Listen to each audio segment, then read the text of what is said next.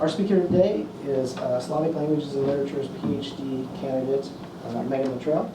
Those of you who know Ms. Luttrell know that she suffers from an embarrassment of riches as far as talent and skills. She is, I've seen her teach. She has enthusiasm and good humor, I think, that make her a gifted teacher. She has an organizational bent, and so she is the president of the Slavic Graduate Students Club, and is also organizing the Slavic folk dancing workshop that will be happening in November. And then she's a talented performer, singer, songwriter as well. So today we're going to be singing some of her more scholarly songs. So turn a little bit. Whew, thank you, Bart. That was really nice. Thank you guys so much for being here. I've got an image list if you're interested in seeing some of the works that I'm going to be putting up on the slides today. I passed them out, but some people came in a little bit later. So I'm going to be talking about the Petersburg myth in the work of symbolist painter Mstislav Dubuzhinsky, and how he kind of continues and expands upon the traditional Petersburg myth that we usually see in Russian literature. So myth has enshrouded the city of St. Petersburg since its founding in 1703. The myth is complex and multifaceted and a cultural conception of the city. In fact, you can speak of several St. Petersburgs. There's the dreary Dostoevskyan city of crime, Gogolian metropolis where devils and ghosts walk alongside petty bureaucrats. And there's also the celebratory narrative of the 18th century, where Petersburg was seen as kind of the empire's bastion of rationality and modernity, taming the unruly Russian landscape. And the city, to quote Pushkin, would cut a window onto Europe. As you can see, the myth has both positive and negative aspects. Since thousands of serfs died during its construction, Petersburg has been called the city built on bones. Since its founder, Peter I, rejected a lot of traditional aspects of Russian culture, including the dominant role of Russian Orthodoxy, some saw him as the Antichrist and also thus thought that his city would have to see the end of the world, the apocalypse. Others who liked the direction that Peter took saw the city as a step forward for Russia, as a way for it to be on the same level as the rest of Western Europe. Dostoevsky once called St. Petersburg the most intentional city on earth. The genesis of the city and its construction showed man's ability, shows man's ability to tame nature. And Peter the Great chose a swampland in the north for his new capital, and so he had to build up foundations so that buildings wouldn't sink and collapse. So many people don't view St. Petersburg as even being founded in the native Russian soil. The unique northern light combined with the rainy and overcast weather gives the city an interesting, unique light that's earned it the epithet the city of shadows. It is a place that comes alive at night and is home to demonic and fantastic elements. So first I'm going to talk a little bit about how the myth appears in Russian literature, and then we'll get to the artwork. In 1833, Alexander Pushkin wrote a narrative poem about the statue of Peter I called the Bronze Horseman. And in the poem, the statue comes to life and runs about through the city and eventually kills the protagonist, Yevgeny, during a devastating flood. And here you can see Dobuzhinsky's incarnation of the Bronze Horseman. Here, the statue, and it's foregrounding a really ghostly incarnation of the iconic St. Isaac's Cathedral. The demonic face of St. Petersburg flourishes in the fantastic tales of Nikolai Gogol, a 19th century romantic writer. In Gogol's Petersburg, a ghost in the shape of a government clerk roams the streets at night, stripping overcoats off the backs of the bureaucrats, irrespective of their rank or calling.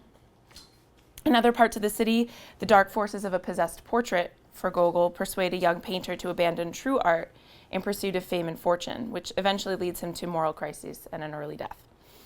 Statues come to life, like I said, in Pushkin, and cursed playing cards torment his characters who either die young or live out the rest of their days in insanity in what Dostoevsky has called the most fantastic city in the world. Dostoevsky set many of his novels and short stories in St. Petersburg.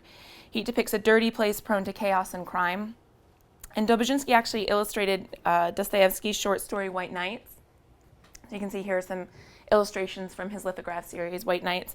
And he also illustrated his novel, Demons, and we'll see some of those pictures in a little bit. So we'll talk a little bit about who Dubuzhinsky was.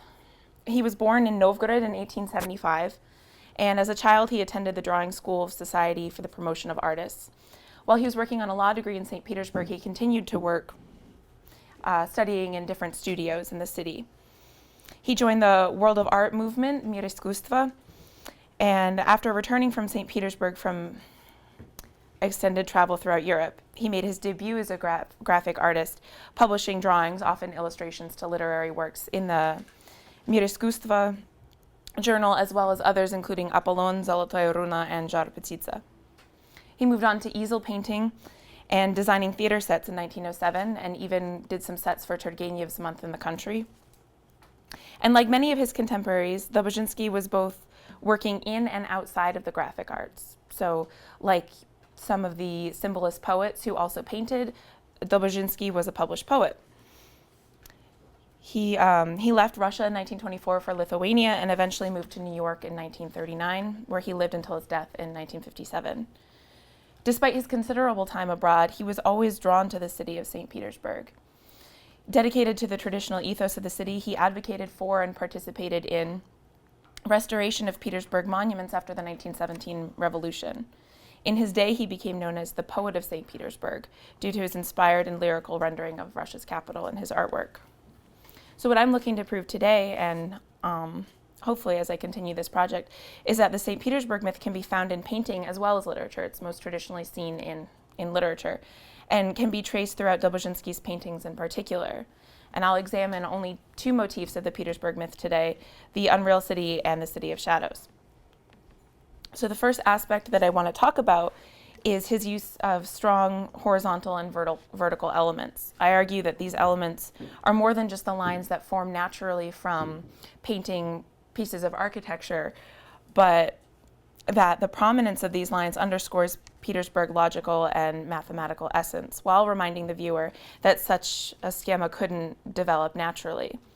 I believe that Dubuzhinsky recreates the grid-like layout of St. Petersburg in his depictions of the city to show how St. Petersburg is the most intentional city on earth, going back to Dostoevsky's words. So in this work from 1924, Night in St. Petersburg, although this part of the myth might not be the main theme of this work, you still see the city's intentional nature in an average part of town. What Dubuzhinsky makes is he makes several grids throughout. So you can see it in the layout of the windows on the facade of the building, and also in some of the lattice work down at the bottom in the door and in the windows there. You can also see it in the stones on the sidewalk. And I also think that the strong vertical element here with the street lamp emphasizes the horizontal of the street. So he's recreating grids throughout his work. And you'll see it again in Alexandrinsky Theater from 1903. The grid reappears in a more posh area of town near the city center. And this work is more of a focus on architecture. It's a lot flatter than Night in St. Petersburg. And despite depicting people and horses who are supposedly in motion, you can see them here, it lacks the dynamism seen in the work that we just saw. The latter features lines that are extraneous to the grid. So if we look at it again, you can see the diagonals from the rain. You can see the curves in the cobblestones, the circular figures in the windows. And these lines really bring life to the painting, as opposed to this one here, where it's just completely flattened. It looks almost like a blueprint more than a work of art. And by using a precise and flattening drawing technique in this work, he drains the sense of movement from it, and his horses and people are immortalized mid-step. You can see the horses here. It's like they're frozen in time. It almost looks like like I said, a blueprint or a stamp, and there's no real movement to it. So you can see the grid there. The grid appears again in St. Petersburg, the OBVODNY CANAL from 1902. So I have that. You can really see it in the windows. He's recreating grids all over the place. Which this work retains the flatness of the theater picture that we just saw, but it also combines it with the more shadowy atmosphere that we saw in Night in St. Petersburg. By depicting the grid in these three works, Dubuzhinsky, I argue, demonstrates the presence of linear order in all parts of the city. Night in St. Petersburg illustrates the domain of the lower classes. This work here, Petersburg, the OBVODNY CANAL, is the realm of the average civil servant.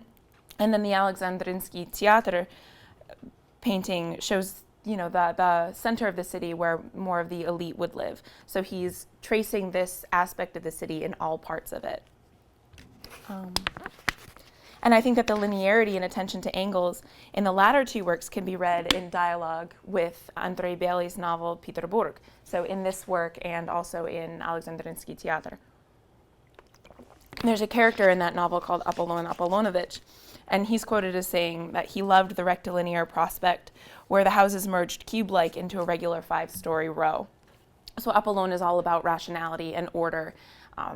In one part of the novel, he even orders his shelves based on north, east, west, and color. I mean, he's really type A about things. And I think that the way that Dubuzhinsky is portraying the grid in all of these paintings can be seen in polemic with that. So for us in the West, especially in Lawrence, a grid isn't that unique for a city plan. However, Petersburg has always been juxtaposed with Moscow in terms of almost every aspect. So Moscow is the capital of medieval Russia, and its layout, you can see here, consists of a series of concentric rings and lacks the mathematical and ordered logical layout seen in St. Petersburg over here. So you can really see a difference. This is kind of messy and a series of grids a series of circles that's building in on itself. And it, as the city grows, it's difficult to keep it logical like you see in St. Petersburg. And Moscow kind of reminds me of Boston in that sense, where it's just like you don't want to drive there. It's terrifying because the roads just don't make any sense. So Moscow and St. Petersburg encapsulate almost a schizophrenic Russian identity, this idea of being torn between East and West. Moscow is on the Mother Volga River and is linked with Russia's origins, has strong connections to the Russian Orthodox Church. The name Moskva is feminine in Russian and associates the city with the idea of Rodina, the motherland.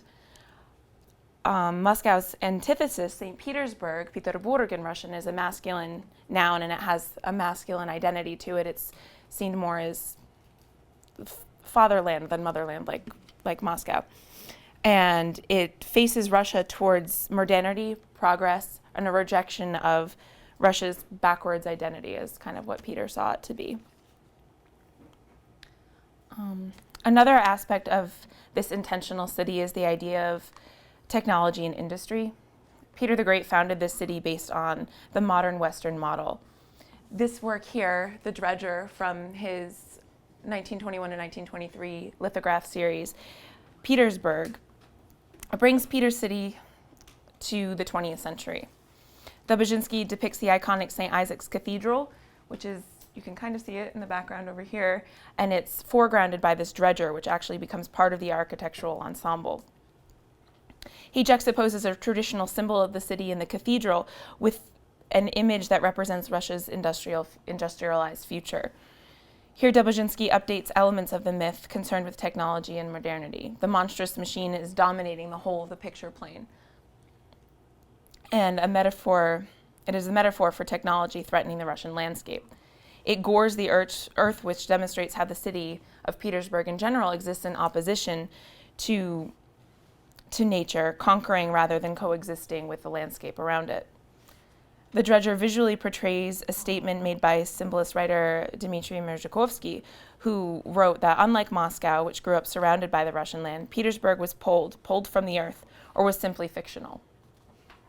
Dubuzhinsky's juxtaposition of straight electrical wires so you see those here with the gnarled branches of the tree, also highlights this idea of Petersburg and technology and industry as opposition to the natural less perfect landscape around it. The dredger also depicts the dehumanizing effects of rapid modernization. The series, the Petersburg series in general, illustrates the triumph of mechanical technology over human sensibility. The Dredger is significant as a work of social commentary. It criticizes the changes of modernization and technological advance that were being inflicted on the city. And upon his return to St. Petersburg from some time abroad in 1901, Dubuzhinsky was describing where he lived in St. Petersburg, and he described the road that his apartment was on as thundering from the scrap industry and full of bustling people. So the dominant industrial presence made this area, to quote him again, one of the ugliest and even most frightening streets in St. Petersburg. So he was really made uncomfortable by this idea of industry and technology, and it was loud and really disrupting the city. And we can see this idea of the city dominating nature again in the Peter and Paul Fortress from the same Petersburg series, 1921 to 1923. The embankments merged with the ship's hulls in the foreground, forming almost a continuous black, thick, horizontal stripe through the center of the picture plane. So you can see that right here. In contrast, the clouds in the water of the Neva feature jagged and curved lines in opposition to that one straight line. And I think that this lithograph shows the anti-Russian aspect of the Petersburg myth. The spire of the Western-style fortress is stabbing into a storm cloud, which simultaneously represents the elements, the Russian landscape, nature, the unruly natural world, and medieval Russia itself. And when I first looked at the cloud, I saw that it was in the shape of the Russian map I saw. And I thought that was pretty interesting. I mean, this thing is literally stabbing the beast of Russia in the stomach. So by depicting a wild, stormy force of nature over the Peter and Paul Fortress, Dubuzhinsky is illustrating both the city's battle against the natural elements, as well as Russia's struggle between the primal wild East and the ordered rational West that make up the Russian national identity. So Petersburg is kind of existing as a threshold between civilizations. It's both and it's neither at the same time. The next two works that I want to look at show the dehumanizing nature of the city. Excuse me. The first time I saw this work, and it might be hard for you guys to see from where you're sitting, I didn't notice the people over here. I mean, it's not what you think the focus of the work is. You look at it and you see the building, you see the light, you see the snow, but there's little shadowy figures over here. They're reduced to tiny shadows, not the emphasis of the work. And that's kind of what Dubuzhinsky is showing that the city in general does. And we can see it again in Winter in the City from 1903. Again, you barely notice the hunched over figure in the foreground, I think. I mean, it took me like 3 times to see this when I first looked at it. Or there's a group of people over here too that you see under the tree. Dubuzhinsky shows that residents of St. Petersburg are faceless and unimportant to this city. They're reduced to just, they're faceless, they're shadows, they're turned away, they're barely visible. But when he does depict faces, they're not human faces. This barbershop window from 1906, the masks play a really important role. They bring up the idea of society as theater, and this idea of the protective social face that we wear in public, instead of showing our true selves. Masks are almost the only faces that Dubuzhinsky will portray in his work, and he shows them in several. So we have a human figure here, but again, like the ones that we saw previously, he's turned away, his collar's up, he's under his hat, he's, almost a shadow, just like the shadow line we see here from the street lamp. So there's one vertical here and then just another. And then the faces that we see here are really haunting and looking straight out at the viewer, but they're not real. They're either wax or cardboard. If we look back to Night in St. Petersburg, this work over here, the same masks that we saw in Barbershop Window reappear.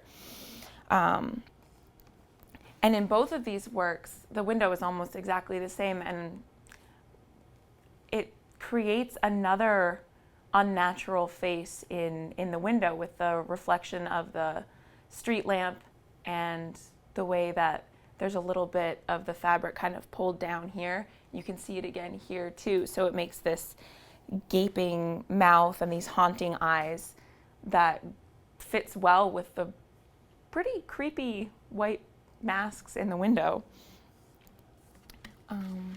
So he's got those three faces there, and they're the only faces that we've seen. In City Types or City Grimaces from 1908, you see masks again. We have this woman here, right? So again, even the horses' faces are covered. You have people here that are turned away, tiny little figures here, but then the one face we get is another artificial face. It's an advertisement, and she looks kind of familiar, I think. Right? She looks like the mask that we saw earlier. She has the same shape face, dark pinned up hair, red mouth, pale skin, dark eyebrows, and perfect circles of blush on her cheeks. So more human than the mask, but still they look really similar. And the repetition of pointing fingers in this work also draws attention to this atmosphere of constant surveillance and performance as well as artifice. So you've got this big finger here, but then it's also mirrored over here by someone pointing. And we don't know what they're pointing at, but I think that it really emphasizes this idea that everybody is watching and being watched, and everybody is conscious of it. The city is simultaneously the stage on which people perform and the mirror before which they rehearse. The use of electric light is also something that contributes to the image of Petersburg as an artificial and technological city symbolizing Western modernization. So we'll look at this work here. In works where electricity is the only form of light depicted, Dubuzhinsky calls attention to the domination of the artificial over the natural. In this work, Trinity Bridge from 1904, the street lights flanking the bridge are the only source of light. The reflections of these perfect orbs appear in the waters of the Neva. So you can see the lights here and then the lines here. However, the highlights are completely linear on the water surface, even though you can see, maybe not from where you're sitting, but there are little ripples in the water.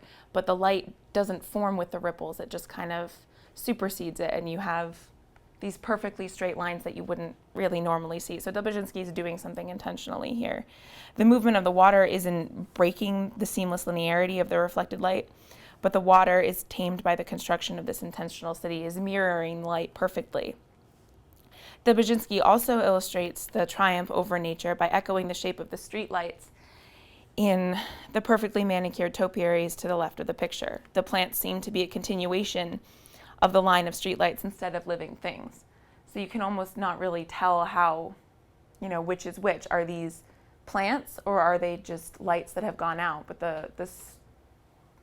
the line is almost perfect. It's this, curvilinear form that we see, and the lights just become the topiaries and vice versa, which I think is really interesting.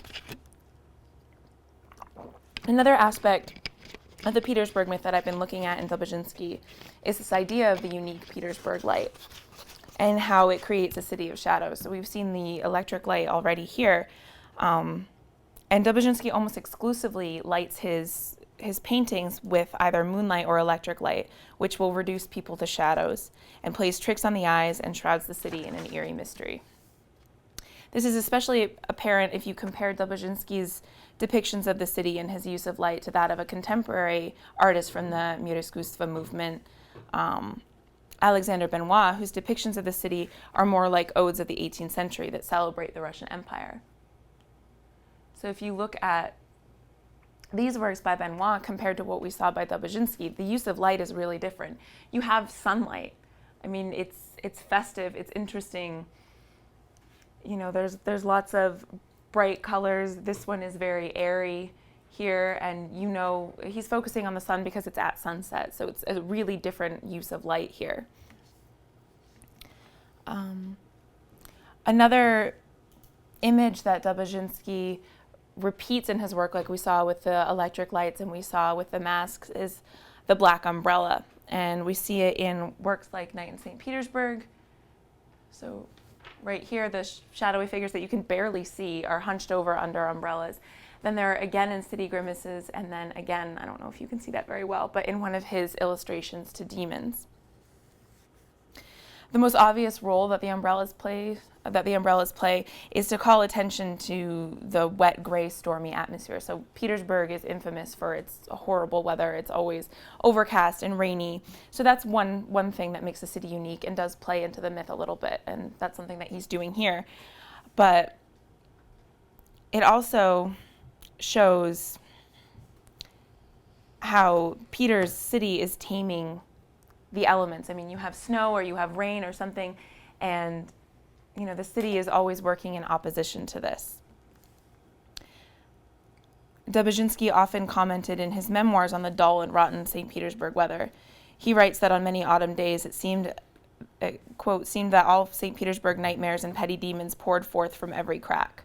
So petty demon is a reference to Sologub, but also you have sort of petty demons in Gogol too. These creepy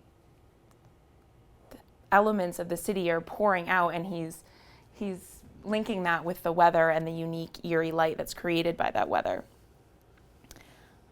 And Dubuzhinsky, when he's hurrying past the most depressing places in the city, would raise his collar up to his ears. So hunched over figures hidden beneath their umbrellas and coat collars appear in lots of his work, and they're hiding from the elements and even become more faceless and obscured because of these elements, the raised collars or the umbrellas. And again, this is illustrating the dehumanizing quality of the city. And Dubuzhinsky also repeats the image of the streetlight. We see here, we saw it in Barbershop Window, in Night in St. Petersburg, it's in the Dredger here, and in Trinity Bridge.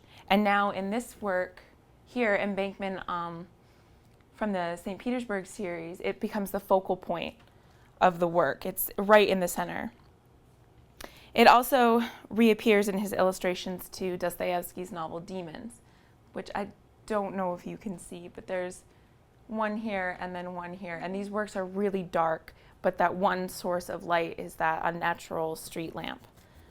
And the street lamp was part of his depiction of a modern and technological city, and served as the footlights for the city stage, relating back to his image of mass. So people are performing, and these are the lights under which they perform. Dubuzhinsky uses street lamps and lit windows to illuminate small scenes and dispel darkness, allowing the viewer to experience the scenes that he wants you to. So he's using light strategically here, showing you exactly what he wants you to see and lighting it at exactly the way that he wants to. His strategic use of light showed the viewer only that which he is choosing to reveal, emphasizing this artifice of the city, and also emphasizing the idea of painting as artifice. You know, he's lighting the way a stage director lights, and you see exactly what he wants you to. So again, not trusting unreliable narrators in Dostoevsky or Gogol, but also not trusting the painter is an idea too that comes in his work. The streetlight also associates Dubuzhinsky's work with works of literature that deal with the Petersburg myth. In his short story, Nevsky Prospekt, Gogol writes that the devil himself lights all the street lamps, showing everything and anything but its true colors. Shadows, window lights, and street lights also connect Dubuzhinsky's work to the poems of symbolist poet Alexander Blok, whom Dubuzhinsky described as the most Petersburg-esque Sami Peterbursky of the modernist poets, and they were actually neighbors at one point too, which I think is interesting. Blok wrote a famous poem about St. Petersburg called Noc ulica Fanara Apteka, Night Street, Streetlight Pharmacy. And Dubuzhinsky actually illustrates all of the elements in this poem in Night in St. Petersburg. So we can see that again, you've got the night, obviously, the street lamp, and then here is the Apteka. And it's labeled Apteka. So I wanted to point out that he is including both the Russian and the German words for pharmacy. So you have Apteka, which is written right here kind of sideways. It took me forever to figure out what he wrote. And then on the other side here, he has the German word for it. So you can see that a little bit easier. And I think that this juxtaposition of the Russian language and the German language is highlighting the idea that Russia is pulled between East and West. And it contributes to the idea that Petersburg is, to quote Gogol, a perfect German who looks calculatingly at everything. So for Gogol, and I guess for Dubuzhinsky, being German is not a good thing.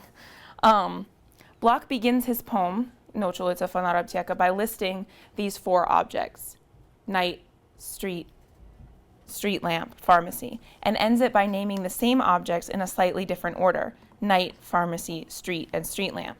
In doing so, he's illustrating how, despite minor variations, life is just a series of events leading to an inevitable death.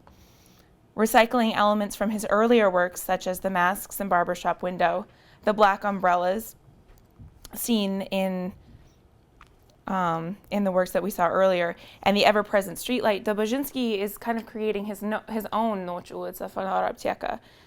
He's creating his own closed circle of the poem that blends everything into kind of a universal grayness. Merezhkovsky also discussed the unchanging nature of urban life, and he wrote that Petersburg did not change, and in this kind of invariability is the invariability of the face of death. And Dubuzhinsky's repetition of the mask, unchanged by time or place, we see it in his 1906 work, and we see it again in his 1904 work, is this face of death, I think. So to conclude, the Petersburg text proves to be eternal and complex, and an important part of Russian culture and identity. The city symbolizes the country's struggle between East and West, modernity and the past, the real and the spiritual, and the artificial and the organic. As a city built on bones, it embodies Russia's history of progress at a staggering human cost. The city of shadows reduces its inhabitants to faceless, almost formless shades and silhouettes.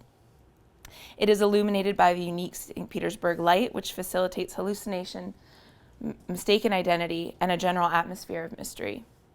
As the unreal city, St. Petersburg reflects the cultural importance of the native soil, pochva, a preoccupation with one's appearance or standing in society, especially seen in Gogol, and a mistrust of foreign influences and technology. Many of these various incarnations of the city appear in Dubuzhinsky's work.